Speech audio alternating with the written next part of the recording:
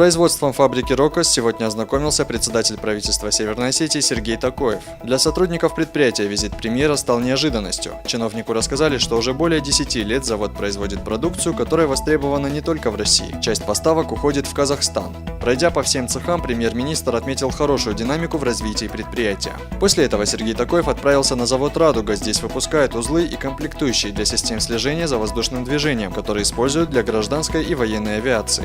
В прошлом году предприятию выдали лицензию на выпуск и реализацию военной техники. Как и на фабрике «Рокос», ключевой проблемой тут является катастрофическая нехватка специалистов.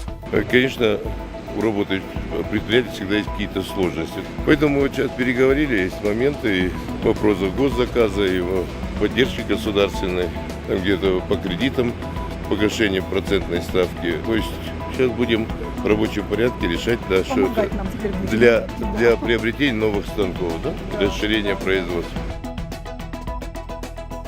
Во Владикавказе прошел республиканский конкурс «Безопасное колесо». Юные инспекторы соревновались в знании правил дорожного движения, умении оказать первую медицинскую помощь и ориентировании на дорогах. Их действия оценивали сотрудники Республиканской госавтоинспекции. В этом году в соревнованиях участвует рекордное количество сборных – 15. Свое мастерство они показали сразу в нескольких категориях. Среди них фигурное вождение велосипеда, ориентирование в автогородке и творческий конкурс. По итогам первенства жюри определило лучшую команду, которая представит республику на всероссийских соревнованиях.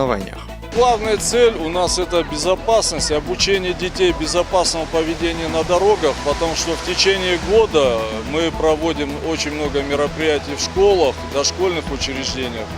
Практически в каждых классах бывают наши представители Министерства внутренних дел с учителями, с Министерством образования в первую очередь, общество автомобилистов, которые принимают участие в различных акциях, да. И все это направлено на то, чтобы детей подготовить к взрослой жизни, именно поведению на дорогах.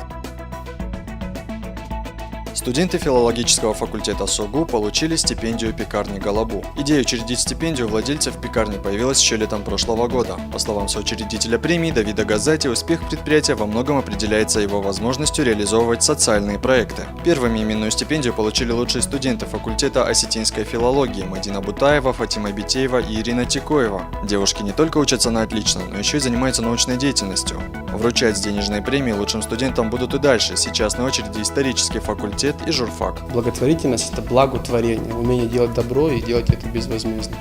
Поэтому я думаю, что мы будем продолжать эту программу и расширять не только в рамках осетинской филологии, но и в рамках других факультетов Северо-Осетинского госуниверситета. Сам я заканчивал ЭКФАК на самом деле. Поэтому, осетинский язык, наверное, живет в каждом человеке, даже не в Осетине, живущем в Северной Осетии. Поэтому осетинская филология сегодня нуждается, наверное, больше всех, и поэтому мы именно обратили на нее внимание.